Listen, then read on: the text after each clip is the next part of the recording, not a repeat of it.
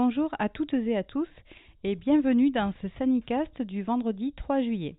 Au programme cette semaine, une prolongation de la durée d'utilisation du vaccin FCO1 et un petit point sur l'avancement du projet Préserve sur la résistance des strongles aux antiparasitaires. On commence avec la prolongation de la durée d'utilisation du vaccin FCO1. La DGAL nous a informé que la durée d'utilisation des vaccins FCO1 issus du stock de l'État a été prolongée jusqu'au 30 septembre 2026 inclus, après expertise de l'Agence du médicament vétérinaire. Les vaccins doivent donc être injectés au plus tard le 30 septembre 2026. Il reste actuellement plus de 730 000 doses. On poursuit avec un petit point sur l'avancement de notre projet Préserve.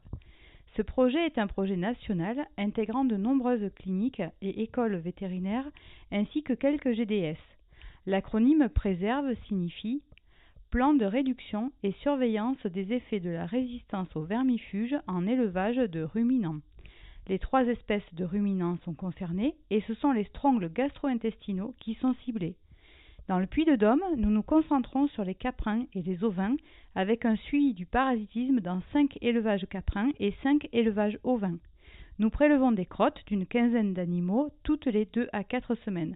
Le suivi était renforcé à la mise à l'herbe, période marquée par la levée de l'hypobiose des strongles, c'est-à-dire qu'ils reprennent leur activité, dont la ponte, ce qui est quantifié par le dénombrement des œufs présents dans les crottes, appelée coproscopie.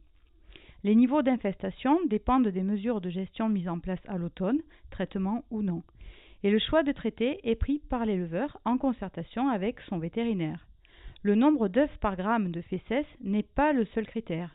L'observation de l'état général de l'animal, de la couleur de sa muqueuse oculaire, de sa production laitière lorsqu'elle est mesurable, sont des critères importants à intégrer. Pour les éleveurs ayant pris la décision de traiter, seuls quelques animaux l'ont été. Une coproscopie est faite entre 14 et 21 jours après le traitement afin d'évaluer l'efficacité de la molécule. Si le nombre d'œufs alors quantifié reste élevé, alors la molécule utilisée n'a pas été efficace. La résistance des strongles à cette molécule est fortement suspectée. Nous progressons dans la saison et réfléchissons ensemble aux stratégies possibles, incluant les modalités de pâturage.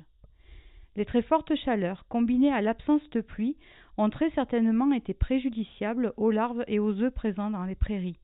Pour les bovins, la bouse reste un environnement favorable aux larves, préservé par l'humidité. Mais les chaleurs subies ont certainement conduit à la dessiccation totale aussi des bouses des vaches. Cela permet de réduire la pression au pâturage. Mais gardons en tête que les animaux sont source de ces strongles, avec les œufs présents dans leurs fécès. À suivre. Pour toute question, l'équipe du GDS reste à votre écoute. N'hésitez pas à nous contacter. Prenez soin de vous, de vos animaux. La période de canicule est éprouvante et nous sommes à vos côtés. À très bientôt pour un nouveau point sanitaire. Pour retrouver tous les Sanicasts, rendez-vous sur notre site internet ou sur notre chaîne YouTube. À bientôt.